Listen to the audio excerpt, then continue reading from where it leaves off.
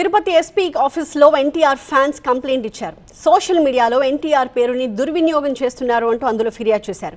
ఎన్టీఆర్ పేరుతో తప్పుడు ప్రచారం జరుగుతోందని ఆరోపించారు. 100 కోట్ల రూపాయలతో సేవా కార్యక్రమాలు అంటూ తప్పుడు ప్రచారం చేస్తున్నారంటూ ఫిర్యాదు చేశారు. ఆ కార్యక్రమాలకు ఎన్టీఆర్కు ఎలాంటి సంబంధం లేదని వాళ్ళు స్పష్టంగా చెప్తూ ఉన్నారు. అభిమానుల మనోభావాలు దెబ్బతింటున్నాయంటూ ఫిర్యాదులో పేర్కొన్నారు. ఈ తప్పుడు ప్రచారంపై చర్యలు తీసుకోవాలని విజ్ఞప్తి చేశారు.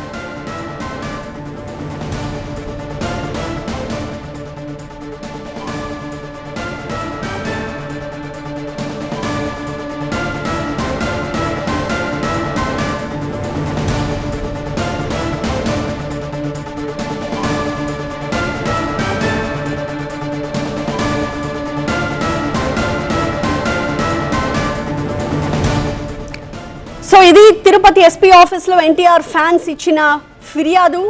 సోషల్ మీడియాలో ఎన్టీఆర్ పేరుని దుర్వినియోగం చేస్తున్నారు అంటూ ప్రధానంగా కంప్లైంట్లో పేర్కొన్నారు. ఎన్టీఆర్ పేరుతో తప్పుడు ప్రచారం జరుగుతోంది అని ఆరోపించారు. 100 కోట్ల రూపాయలతో సేవా కార్యక్రమాలు అంటూ సోషల్ మీడియాలో తప్పుడు ప్రచారం చేస్తున్నారు. ఆ కార్యక్రమాలకు ఎన్టీఆర్కు ఎలాంటి సంబంధం లేదు అని వాళ్ళు స్పష్టంగా చెప్తూ ఉన్నారు. అభిమానుల మనోభావాలు దెబ్బతింటున్నాయి, ఈ తప్పుడు ప్రచారంపై చర్యలు తీసుకోవాలి అంటూ ఎస్పీ ఆఫీస్లో కంప్లైంట్ ఇచ్చారు. ఆ విజువల్స్ కూడా మనం కింద బాక్స్లో చూస్తూ ఉన్నాం.